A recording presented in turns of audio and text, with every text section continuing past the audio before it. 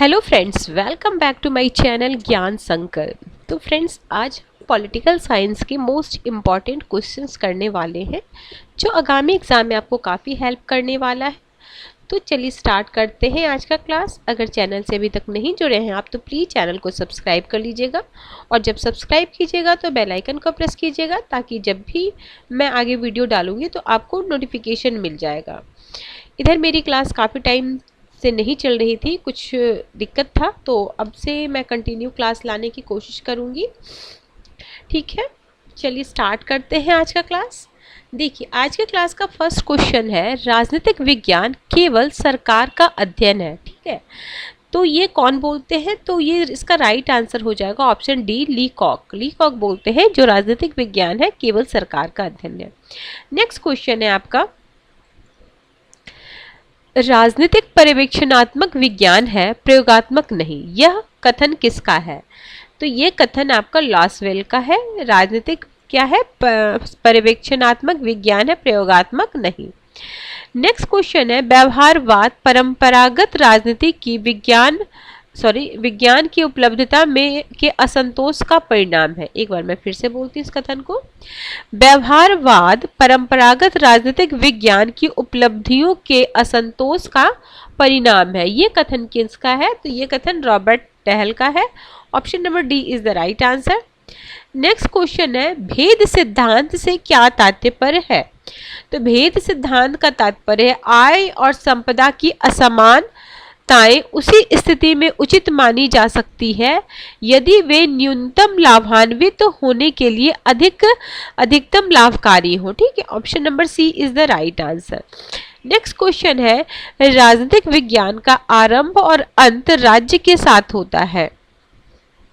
तो ये तो नहीं, तो इसमें गार्डनर होगा, तो गार्डनर है नहीं, तो option number D is the right answer. राजनीतिक विज्ञान का आरंभ और अंत राज्य से होता है, तो ये गार्डनर का फेमस कोटेशन है और आपके UP LT grade TGT PGT में कई बार ये वाली कोटेशन पूछी गई है।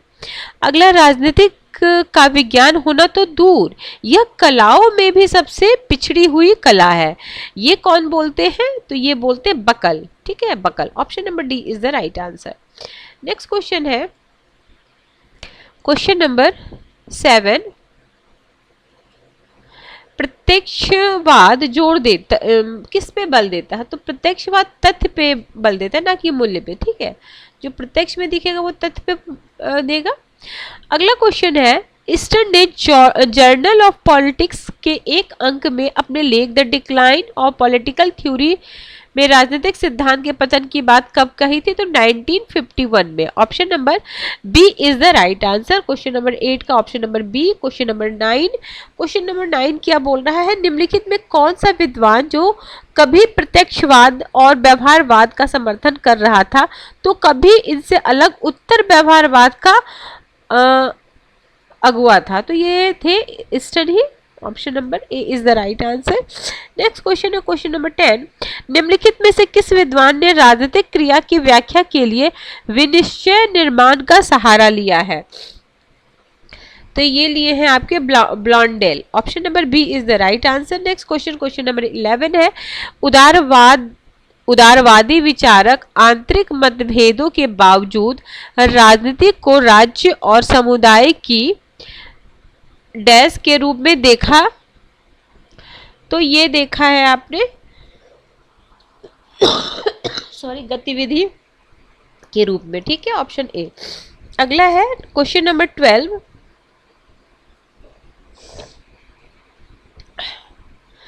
क्रांति से पहले राज्य सत्ता पर कब्जा करना प्रमुख सवाल है और राजनीतिक मुख्य बात यह किस प्रकार की विचारधारा है? ठीक है, तो ये विचारधारा आपका मार्क्सवाद का है। Option number B is the right answer. Next question है, राजनीति को विवाद और संघर्ष किस विद्वान ने माना है? ठीक है, राजनीति को विवाद और संघर्ष किस विद्वान ने माना है?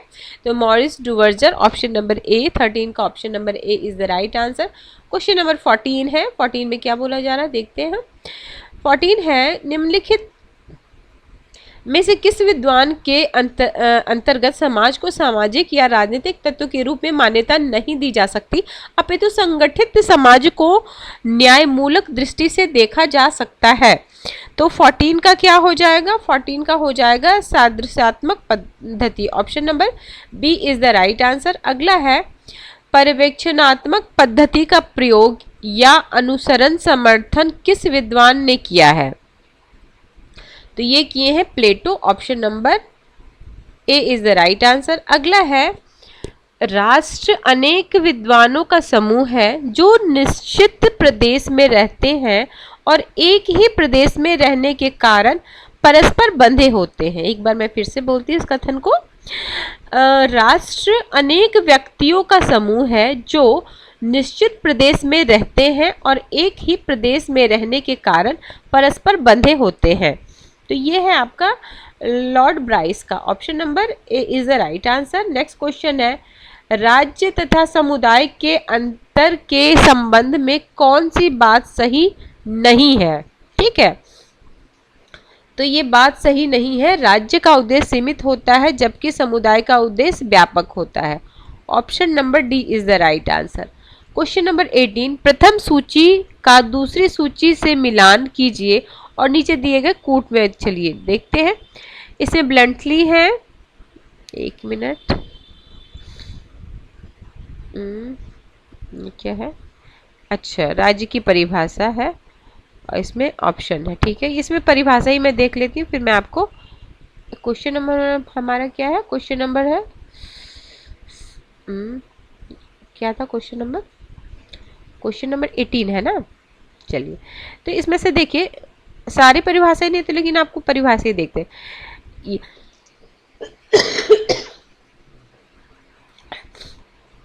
सॉरी, क्वेश्चन नंबर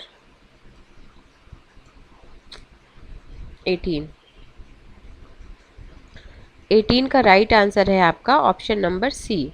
तो देखिए ऑप्शन नंबर सी है। ठीक है, राज्य देखिए राज्य पृथ्वी ईश्वर का अवतरण है, ये तो सबको पता है। किसका? बिलोबी का। यानी सी में हो जाएगा ये 4 हो जाएगा आपका ये ना, सॉरी, सी सी सी सी में 4 होगा। ठीक है, सी में 4 तो एक से ही आ जाता। ठीक है ना, एक से ही आ जाता। बाकी भी देख लेते हैं और किसका। फिर है एक निश्चित भूभाग में कानून के पालन के लिए संगठित व्यक्तियों को राज्य कहा जाता है। ठीक है, तो तीसरे बी में कौन है? वुड्रो विल्सन हो जाएंगे। और ए में है सेकंड निश्चित भूभाग में राज्य निश्चित संगठित, ये ब्लंटली का हो जाएगा। बाकी एक बच गया आपका राज्य का जन्म इसलिए हुआ जिससे जीवन संभव हो, इसलिए कायम है कि उसकी खुशी, ये आपका एरिस्टोटल का है। तो ये हो गया आपका हीगल का, तो सबको पता है फोर्थ नंबर। और ये हो गया वुड्रो विल्सन का सेकंड वाला, है ना, और एक। ठीक है, चलिए नेक्स्ट पे चलते हैं। अंतर्राष्ट्रीय दृष्टि से सर्वोच्च सत्ता संपन्न राज्य का विचार मानवता के कल्याण के लिए घातक है। तो ये है आपका ये Laski. Option number B is the right answer. Austin ने प्रभुसत्ता सिद्धांत की व्याख्या अपनी पुस्तक में की है। ठीक है, तो पुस्तक में की है लेक्चर ऑन प्रेजुडिस में। ठीक है, option number B is the right answer. अगला क्वेश्चन नंबर 21 है बहुलवादियों ने संप्रभुता के सिद्धांत की कई आधारों पर आलोचना की है। निम्नलिखित में कौन सा आधार ऐसा है जिसके द्वारा वे आलोचना नहीं करते? तो ये हो जाएगा प्रभुसत्ता का सिद्धांत अनैतिक है। Option number B. अगला है क्वेश्चन नंबर 22 बहुलवाद के बारे में कौन सा कथन सही है? बहुलवाद के बारे में कौन सा कथन सही है?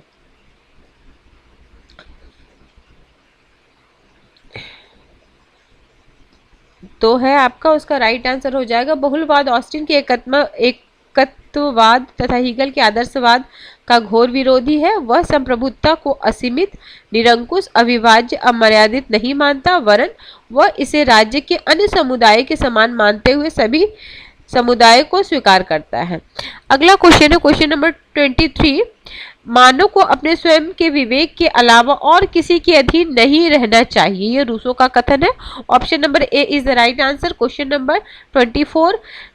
शक्ति भ्रष्ट करती है और पूर्ण शक्ति पूर्णतः भ्रष्ट करती है, तो ये हो जाएगा आपका Lord Acton, option number C. अगला है औचित्य पूर्णता से अभिप्राय यह सीमा है जिस सीमा तक लोग उस संगठन को जिसमें वे संबंधित हैं बिना पूछताछ के तथा स्वाभाविक रूप से ही स्वीकार करते हैं। सहमति या स्वीकृति का क्षेत्र जितना विशाल होगा उस संगठन का उतना ही अधिक औचित्य होगा। ठीक है, तो इसका राइट आंसर हो जाएगा Jean Blondel, option number C is the right answer. अगला है स्वतंत्रता के लिए अधिकार और अधिकार के लिए राज्य चाहिए। ठीक है, स्वतंत्रता के लिए अधिकार, अधिकार के लिए राज्य चाहिए, तो ये ग्रीन का कथन है। Question number 27। अधिकारों का प्रमुख लक्षण है। ठीक है, तो देखते हैं 27 का राइट आंसर हो जाएगा ऑप्शन नंबर डी, सारा है। देख लेते हैं क्या क्या है। देखिए, तो देखिए अधिकार का लक्षण मनुष्य की आवश्यकताओं के साथ साथ अधिकार भी बदलते रहते हैं। राज्य अधिकारों को जन्म नहीं देता, उसे मान्यता प्रदान करता है। और अधिकार व्यक्ति की एक मांग है जो वह अपने जीवन के विकास के लिए समाज से प्राप्त करता है। ठीक है, अगला है क्वेश्चन नंबर 28। नकारात्मक स्वतंत्रता का मुख्य पक्षधर निम्नलिखित में से किसको माना गया? आपको शायद पूरा क्लियर नहीं दिख रहा होगा इसलिए मैं बोल रही हूँ बेहतर। 29 है न्याय की आर्थिक अवधारणा निम्नलिखित में से किससे अधिक जोर दिया है? ठीक है, किसने अधिक जोर दिया है? तो ये दिए हैं समाजवादियों ने, ऑप्शन नंबर बी। अगला न्याय का निवारक सिद्धांत निम्नलिखित में से किस सिद्धांत पर बल देता है? ठीक है, न्याय का निवारक सिद्धांत किस पे बल देता है? तो कठोर एवं चेतावनी युक्त सजा देना ताकि जुर्म को रोका जा सके, ऑप्शन नंबर बी। अगला है कानून और स्वतंत्रता परस्पर विरोधी है, यह विचार किसका है? तो ये विचार आपका है डायसी का। ठीक है, ऑप्शन नंबर डी। अगला है अगला कानून का अधिकतम पालन ही अधिकतम स्वतंत्रता है, तो ये किसका है? ये कथन है आपका 32 का राइट आंसर है ऑप्शन नंबर सी। 33 क्वेश्चन है। 33 में क्या है? ये अलग अलग क्रांतियां हैं और कब कब हुआ है। देखिए, इंग्लैंड की क्रांति है, अमेरिकी क्रांति है, फ्रांसीसी क्रांति, बोल्शेविक क्रांति बोलो या रशियन क्रांति बोलो, तो 1917 में हुआ है। इंग्लैंड की क्रांति बोलो या गौरवपूर्ण क्रांति बोलो, ठीक है, ये 1688 में हो जाएगा। फ्रांस की क्रांति सबको पता होगा 1789 में, और अमेरिका की क्रांति कब होती है? 1776 में। नेक्स्ट पे चलते, किस विद्वान ने क्रांति को समाज के प्रभुत्वशाली मूल्यों तथा विश्वासों में एक त्वरित, मौलिक और हिंसात्मक आंतरिक परिवर्तन कहा है? तो ये है आपका इसका राइट आंसर है हंटिंगटन, ऑप्शन नंबर सी। अब यही वाला क्लियर होगा, आपको दिख रहा होगा ना, वो पिछला वाला पेज थोड़ा क्लियर नहीं था। प्रत्यक्ष प्रजातंत्र का प्रवर्तक कौन है? तो प्रत्यक्ष प्रजातंत्र के जो प्रवर्तक हैं वे हैं आपके। अगला है प्रजातंत्र अयोग्य मंदबुद्धि के व्यक्तियों का शासन है। ठीक है, ये भी कई बार एग्जाम में आया हुआ है, तो सर हेनरी मैन का है, option number A is the right answer. Question number 37 में है प्रजातंत्र तानाशाह के इस तथ्य के कारण भिन्न है। तो किस तथ्य के कारण भिन्न है? तो ये प्रजातंत्र लोगों की इच्छा को प्रकट करता है। ठीक है, अगला है क्वेश्चन नंबर 38 में है अनुपातिक प्रतिनिधित्व प्रणाली का समर्थन निम्नलिखित विचारकों में से किसने किया है? तो किसने किया है? जे.एस. मिल ने, ऑप्शन नंबर सी।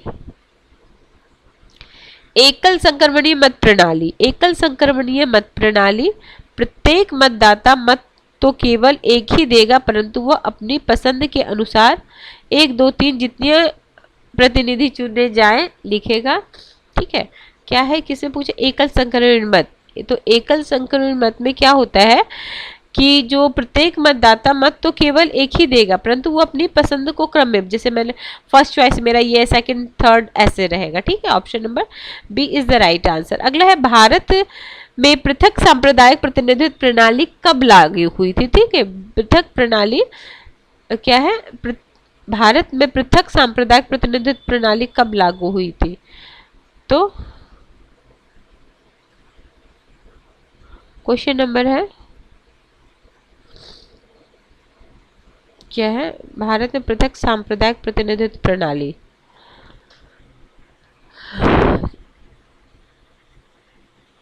ठीक है, option number A is the right answer. Next question पे चलते हैं, क्वेश्चन नंबर 41। स्त्री मताधिकार प्रबल समर्थक था। तो स्त्री मताधिकार का प्रबल समर्थक कौन थे, सबको पता है, जे.एस. मिल थे। अगला है, कार्य संबंधी प्रतिनिधित्व का क्या अर्थ होता है। तो कार्य संबंधी प्रतिनिधित्व का अर्थ व्यवसाय के आधार पर प्रतिनिधित्व। अगला है, सूची 1 और सूची 2 को हमें मिलाना है। काफी अच्छा क्वेश्चन है आपके लिए, क्योंकि आपका एक मतलब इससे ही आपको इसमें सिंगल क्वेश्चन में भी आपको ये देखने को मिलेगा। तो देखिए क्या है, हेयर प्रणाली है, अधिष्ठ प्रतिनिधित्व का अर्थ है कि प्रतिनिधिगण। अनुपातिक प्रतिनिधित्व प्रणाली का हेयर प्रणाली के अतिरिक्त दूसरा प्रकार आदेशहीन प्रतिनिधित्व का अर्थ है कि प्रतिनिधिगण। एंड्रू प्रणाली सूत्र है तो 43। तो 43 का जो राइट आंसर है आपका ऑप्शन नंबर ए। तो आपको मैच करना, थोड़ा सा मैं इसको जूम कम करूं तो आप एक बार इसका स्क्रीनशॉट ले लो। 1 मिनट रुक जाओ। तो ए में है 3, ए में 3, तो ए में 3, बी में सेकंड, बी में सेकंड, सी में 5, सी में 5, सी में 5, डी में है आपका फर्स्ट ना, डी में फर्स्ट, और ई में हो गया आपका फोर्थ, ई में हो गया फोर्थ। तो आप इस तरीके से देख सकते हो। ठीक है, नेक्स्ट क्वेश्चन पे चलते हैं, 44। वह कौन सा विचारक जिसने अनिच्छुक लोकतंत्र अनिच्छुक लोकतंत्र कहा जाता है। ये भी क्वेश्चन आपने कई बार देखा है। तो जे.एस. मिल को बोला जाता है। Option number D is the right answer. अगला, जनमत के निर्माण में समाचार पत्रों की महत्वपूर्ण भूमिका बताते हुए एक विचारक ने समाचार पत्रों को प्रजातंत्र का धर्म ग्रंथ कहा। काफी अच्छा क्वेश्चन है। तो कौन बोलते समाचार पत्र को धर्म ग्रंथ, तो ये बोलते हैं आपको लिपमैन, लिप से बोला जाता है और समाचार पत्र को। अगला है, निम्नलिखित में से कौन सा उदारवाद की विशेषता नहीं है। ठीक है, ये बिल्कुल ध्यान दीजिएगा। तो नहीं है, उदारवाद के अनुसार राज्य की समाप्ति के बाद व्यक्तिगत खुश और सफलता आएगी नहीं, तो ये सही नहीं है। अगला, उदारवाद इंग्लैंड में ही क्यों फला फूला। ठीक है, तो इंग्लैंड में इसलिए फला फूला क्योंकि वहां पर प्रबल मध्यम वर्ग था। ठीक है, इसलिए उदारवाद फला फूला। अगला है, उदात्त उदारवाद आर्थिक स्वतंत्रता किन के लिए चाहते थे। ठीक है, तो ये चाहते थे आपके मध्यम वर्ग के लिए। Option number C is the right answer. मनुष्य की चेतना उसके सामाजिक अस्तित्व का निश्चित नहीं करती है। मनुष्य का सामाजिक अस्तित्व उसकी चेतना का निश्चय करता है। यह किसका कथन है, तो ये कथन है आपका मार्क्स का। Option number A is the right answer. Next question है, आज के क्लास का लास्ट क्वेश्चन है, निम्नलिखित में से कौन सा कथन सही है। ठीक है, कथन पढ़ते हैं। पहला कथन है, सभी साम्यवादी समाज है लेकिन सभी समाजवादी साम्यवादी नहीं है। बी है, सभी साम्यवादी समाज नहीं है लेकिन सभी समाजवादी साम्यवादी है। सभी साम्यवादी समाजवाद नहीं है और सभी समाजवाद साम्यवादी नहीं है। तो क्वेश्चन नंबर 50 का जो राइट आंसर है वह हो जाएगा ऑप्शन नंबर ए। ठीक है, ऑप्शन नंबर ए। चलिए ठीक है, आज हमने 50 क्वेश्चन किए, मोस्ट इम्पॉर्टेंट मोस्ट एक्सपेक्टेड। किसी कारण से काफ़ी लंबा क्लास गैप रहा, तो कोई नहीं, अब मैं कोशिश करूँगी कि आपके लिए कंटिन्यू क्लास लेके आऊँ। चलिए मिलते हैं हम नेक्स्ट वीडियो में। Till then bye bye, keep watching and keep sharing friends.